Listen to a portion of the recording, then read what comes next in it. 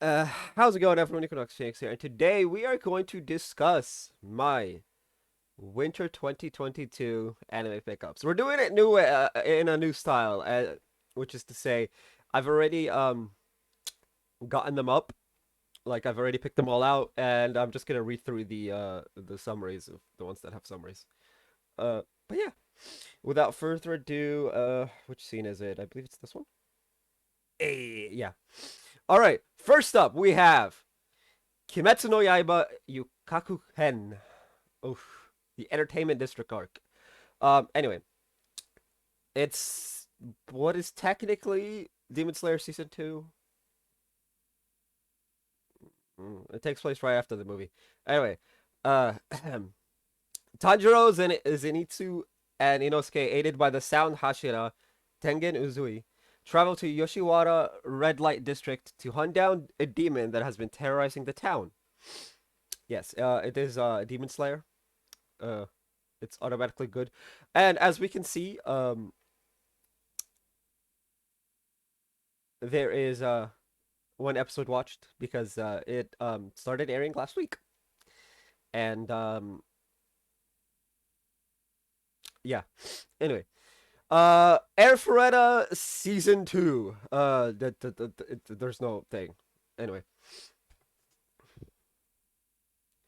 then we have Sono Bisque Dal wa Koi wo Suru. Oh, that's a name that I just struggled to read. Anyway, traumatized by a childhood incident with a friend who took exception to his love of traditional dolls, doll artisan hopeful Wakada Gojo passes his days as a loner, finding solace in the home ec room at his high school.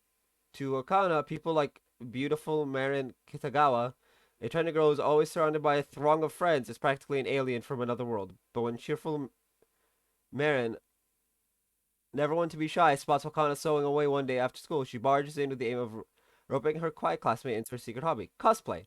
Will Wakana's wounded heart be able to handle the invasion from this sexy alien? Oh no. Oh god, I forgot some of these are hilarious in their descriptions. Anyway, then you have Realist Hero Season 2 as well as Vanitas Season 2.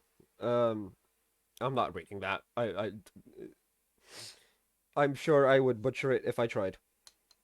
Um, yeah, and then I think that's Honor at Magic School, like a prequel to Honor at Magic School.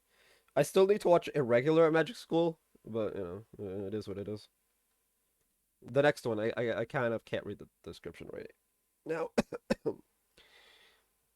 It's early in the morning. I'm dying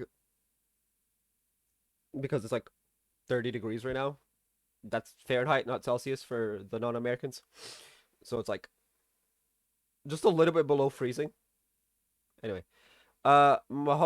Mahoka Koke no Retuse Sui Oku Hen? Oh, that's a lot of words. Looking at Miyuki and Tatsuya now, it might be hard to imagine them as anything other than loving siblings, but it wasn't always this way. 3 years ago, Miyuki was always uncomfortable around her older brother. The rest of their family treated him no better than a lowly servant, even though he was the perfect guardian, watching over Miyuki while she lived a normal middle school life.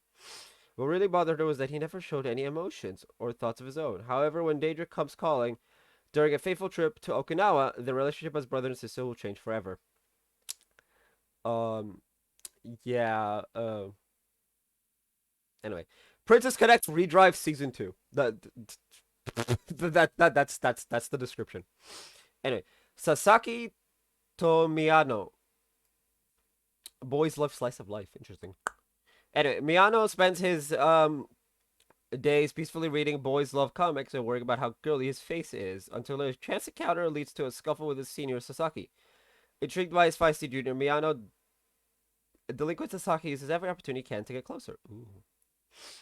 I hope this isn't like that one like Spirit style anime for this season where it got very it got very like one of the dudes got really possessive and like R wordy with the other main character, and I was just like, nope, nope, nope, I am out. Like I don't mind this genre of anime. I will watch it. I will finish it if it's good. But when you go that route, nope. The R wordy stuff, nope, nope, nope. Especially if it's just like and especially when you involve the soul. That's nope, nope, nope, nope, nope. I forget what the anime is called. I can actually look it up. It airs today, if I'm not mistaken.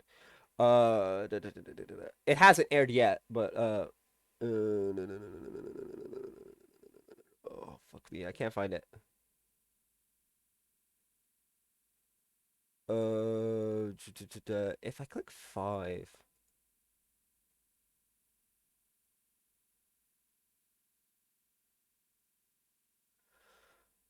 Damn it. Oh no. Sankaku Mado no Sotogawa wa Yoru. Yeah, no, that anime made me uncomfortable on a fundamental level with one of the main characters being as creepy as he is. Anyway, um, but back to next season. Tensai Oji no Akaji Koka Saisei Jutsu. Oh, Jutsu is in the name. It ain't easy being a genius. Prince Wayne is ready to commit treason, and who can blame him? Faced with the impossible task of ruling his pathetic little kingdom, this poor guy just can't catch a break. But with his brilliant idea of auctioning off his country, this lazy prince should be able to retire once and for all. Or that was the plan, until his treasonous schemes lead to disastrous consequences, namely accidental victories and the favor of his people. What? Um, okay. One, the leader of a. I'm not gonna get into it. Nope. Anyway, Kenja no Deshi wo Nanoru Kenja. Yeah. Sakimura Kagami plays a VR MMORPG called Arc Earth Online. He is a veteran player with a name and appearance similar to an elderly wizard from a certain book about a ring. One day, he purchases an appearance change item as a last resort to spend expired currency and gets the idea of choosing what he would want to look like if his character was ever a girl. Falling asleep should have suspended the game, but Kagami wakes up still online and feels the game has gotten a bit more realistic. Did Arc Earth Online finally get a long-awaited update? Um. Uh. Yes. Yes. I'm sorry. It's just like what, I don't know. How am I supposed to react to the dude used what is essentially the Fantasia from Final Fantasy XIV Online, but now he's his character. Um. Well, I mean, it should be interesting anyway. Orient. 5 years ago, Musashi made a promise with his friend Kojiro Kanameki that once they grew up, they would become samurai, form a league, and go on demon slaying quests. But since then, things have changed, with demons now being praised and worshipped by society, and the samurai are shunned and disgraced. Afraid of revealing his dream of becoming a samurai, Musashi blends into the town's dogma by becoming a miner, while secretly polishing his swordsmanship. Meanwhile, despite being a direct descendant of a samurai, Kojiro gives up on his promise to his old friend. However, after saving Musashi from near-death experience, his perspective shifts. Although still conflicted, Kojiro embarks on a journey with Musashi in the hopes of figuring out his true feelings. Fighting against all odds, the duo dives headfirst into the unknown world of beastling, not knowing what life has in store for them. Now astride Iron Horses, the 15-year-old heroes plan to restore the tarnished reputation of the samurai and purge the world of demons. Yes. This one's just like, wait, demons are good? To be fair, it's not the first time that like the bad guys are actually the good guys and the good guys are actually the bad guys. Um, this is just a little bit on the nose with it. Um, like in society's eyes, I should say. Soma Spider, so what delves into that. Aristocrat Assassin delves into that, although where the last episode went, I'm the last episode was a bit. Anyway, Shigakumon no Saikyu Kenja. In a world of magic, the powers and future of a mage are predetermined at birth through so-called marks, four symbols that categorize a human's aptitude for magic. Lamenting the fact that his mark was considered ill-suited for combat and only useful for magic augmentation, an incredibly skilled sage decided to reincarnate thousands of years in the future. Reborn as Matthias Hildesheim, a 6-year-old boy and the third son of a duke's family, he attains the mark of close combat he always desired. Unfortunately, it is also discovered that mankind's knowledge of magic and swordsmanship has drastically deteriorated in this era. Only shoddy magical equipment can be sporadically found, while even the most basic spells have been forgotten. To add insult to injury, his current mark, once hailed as the most powerful, is now viewed as the worst. When Matthias becomes 12 years old, his unrivaled swordsmanship lands him in the Second Royal Academy. Shattering prejudices, he probably makes ripples in the academy beyond. However, the former sage recovers signs of dark forces working in the shadows. And with humanity weaker than ever, it is up to Matthias to thwart their evil plans. Um, yeah, this one was when I read it, I was like, ooh, oh, that's interesting. Um, anyway, Koroshi Ai, the silent stoic chateau. That's literally chateau. Dankworth is a bounty hunter. Her target, Sun Ryung Ha, notorious killer known for killing 18 high-class officials in a single night. To this day's murders remain swift, efficient, and bloody. However, after Sun Ryung Ha overpowers Chateau in their first encounter, he reveals his own intentions. He too is after her, aiming for her heart. Oh ho ho!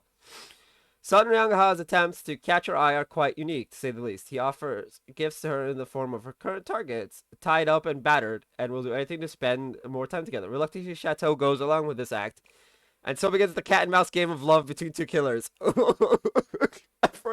I'm telling you, I've forgotten some of these because I was doing them like piece by piece, like one by one, over the last like few weeks, and yeah, some of them are interesting. Anyway, Lidl no Daichi Nite. Oof. New beginnings in familiar lands. After a horrific accident put her on life support, the last vestige of freedom Kana Kagami had was in the world. In the VR MMORPG world of Lidale. When she wakes up in the body of her game avatar, though, Kana. Very unique! Anyway.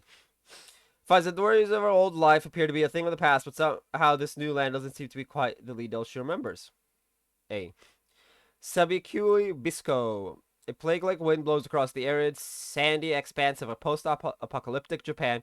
As it sweeps over the living and non-living alike, rust is all that remains in its wake. The cause of the catastrophic state of the world is believed to be mushroom spores. Bisco Akaboshi, known as the man-eating mushroom, is a wanted criminal archer whose arrows instantly grow mushrooms wherever they land. However, he is in truth a mushroom protector, a person who spreads fungi in order to enrich the land and return it to its previous state. Alongside the crab Akutagawa and young Dr. Milo Nekoyanagi, Bisco ventures through the wastelands of Japan searching for the legendary Sabikui, a Panasian mushroom said to devour all forms of rust. Ayo. Ayo. Come on, tell me that doesn't sound amazing.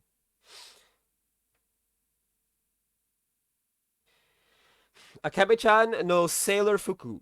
Akemi Komichi lives out in the countryside with her family. She's won entrance to the prestigious Robai Academy, middle school for girls, and now she wants only two things: to wear the school's sailor uniform and to make 100 friends. It's a good dream. I want to go to school. Oh, and make 100 friends, but you know, we're just gonna ignore that part. Doll's Frontline. After the Third World War, nations devastated by biological warfare no longer have the ability to protect the wastelands. So the defense of these territories is left to private military companies like Griffin and Kreuger, whose android soldiers or tactical dogs are tasked with fighting the rogue android army of Sangvis Ferry. Now M4A1, the indecisive potentially capable leader of the elite anti-rain team, must protect her comrades in a series of operations to try and regain the upper hand against Sangvis Ferry. Slow Loop.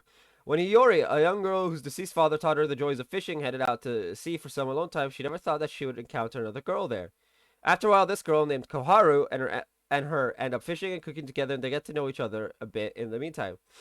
During the brief time together, Koharu finds out that the reason Hiyori went out to sea that day was because she's hesitant towards meeting her new stepfamily that same evening. But what a coincidence, Koharu is also meeting her new family tonight. No, it can't be a coincidence. Follow these two sisters and their new life together. Hey! Look, man, we can easily tell why I added this. I just want to see where this goes. Slice of life in sports. I always forget fishing as a sport. Like, no cap, I forget fishing as a sport. It doesn't seem like a sport. It seems like a job.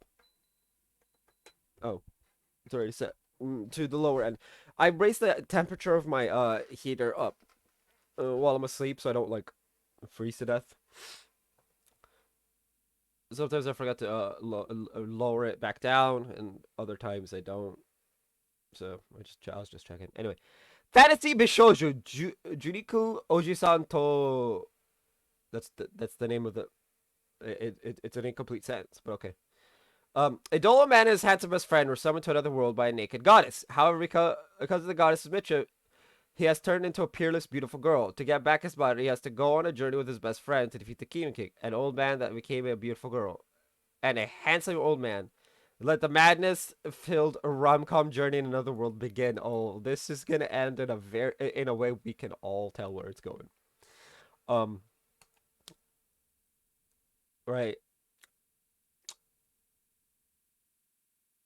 The one turned into a girl. They're gonna get accustomed to being a girl. They're gonna fall in love with their friend, and they'll live happily ever after. Possibly. Or they don't get accustomed to it. They live miserably. Or third one, they succeed in all this and they go back to normal. One of those three.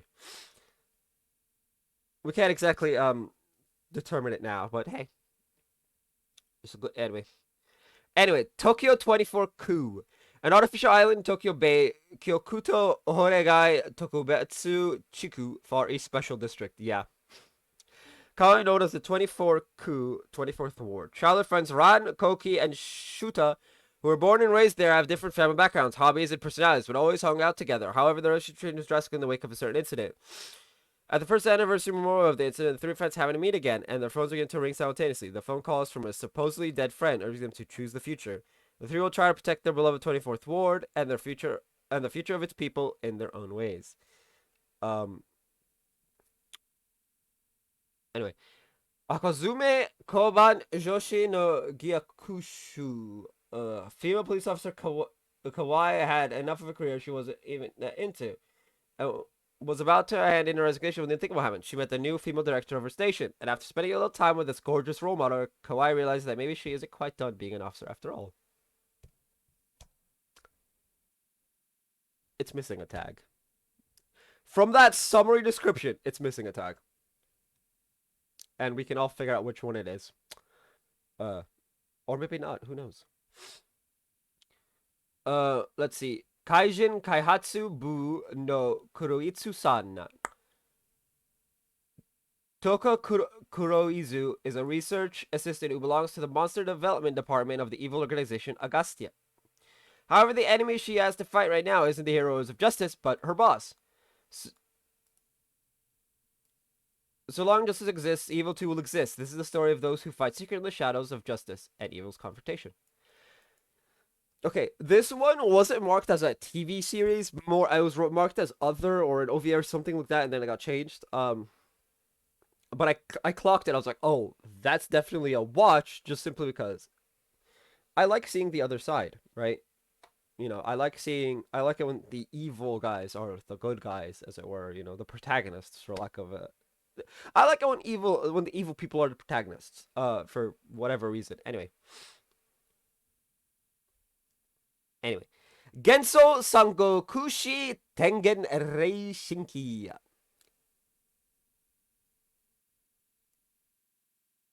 Anyway, the story of this anime, I'm not going to repeat it, is set during the Three Kingdoms period in China, where various warlords and their armies attempt to conquer and unify the nation. The struggles of these mighty and martial heroes attracts the attention of the Moryu King, the monstrous sovereign of evil spirits, who wishes to prolong the conflict and destroy the human world. To oppose the evil of the Moryu King, an organization called Tengen forms anti-Moryu armies that do battle all over China. But when the 6th anti-Moryu Corps is suddenly wiped out, a ragtag band of adventurers is gathered to replace them and to form the new 6th anti-Moryu Corps. Or Corps, technically. Q! Anime based on Library Entertainment's mobile game of the same name, in which players train up and coming voice actors.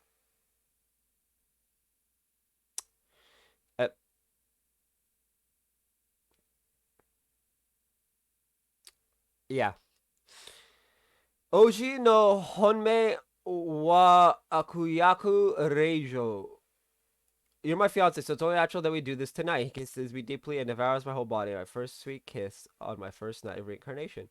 Office worker dies from overworking, gets reincarnated as the villain in her favorite Otome game. Will she be able to keep her fiance, or will she lose him to the protagonist? Um, the last one is a sequel, season 2.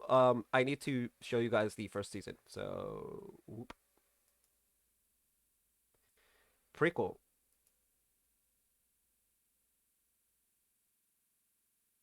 Right.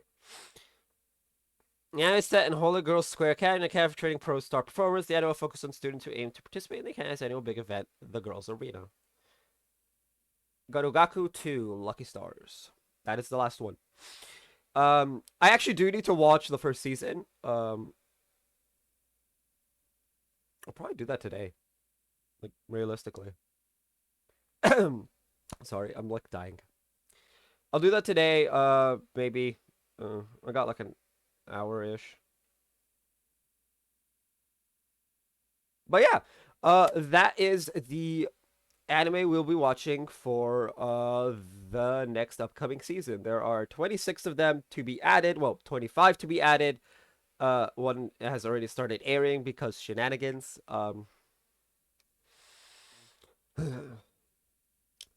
I guess this is where I tell you to tell me which animes you guys are gonna be watching. Down in the comment section. That is gonna be it for this video. If you guys haven't already, hit like, hit subscribe if you're new. I will see you guys next time, and as always, stay bright.